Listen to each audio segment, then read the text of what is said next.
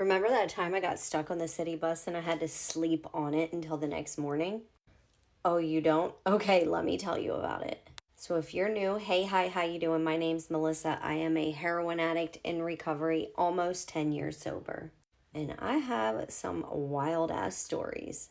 I was homeless for about 5 years, and we would catch the city bus all the time. Early in the morning, late at night, didn't matter. Well, my favorite drug of choice was heroin and Xanax mixed.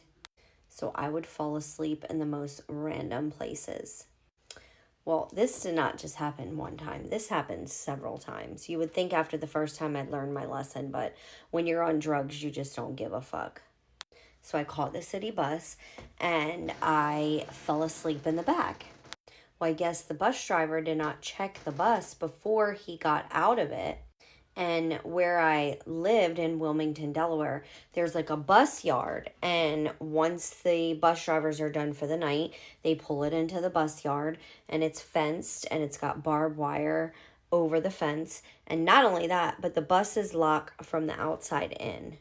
So I just remember like waking up and being like so scared because the bus was dark, it wasn't moving.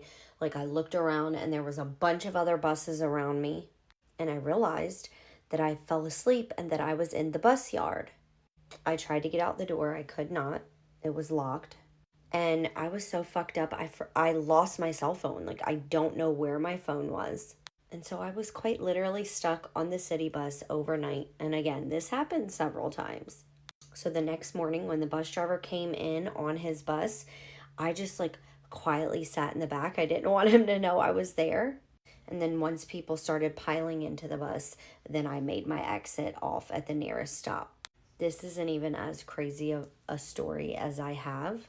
I've been through a lot of shit in my life, including being abducted and taken into a different state by two men I didn't know. The police believed that they were trying to traffic me.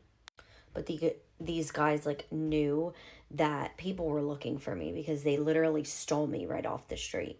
And so I believe that is what saved my life. They did sexually assault me and then they just left me in woods, but that's a whole crazy story in itself. So let me know if you want to hear more stories. Save this, follow me. So if you do want to hear more, then you're alerted when I upload. Love y'all.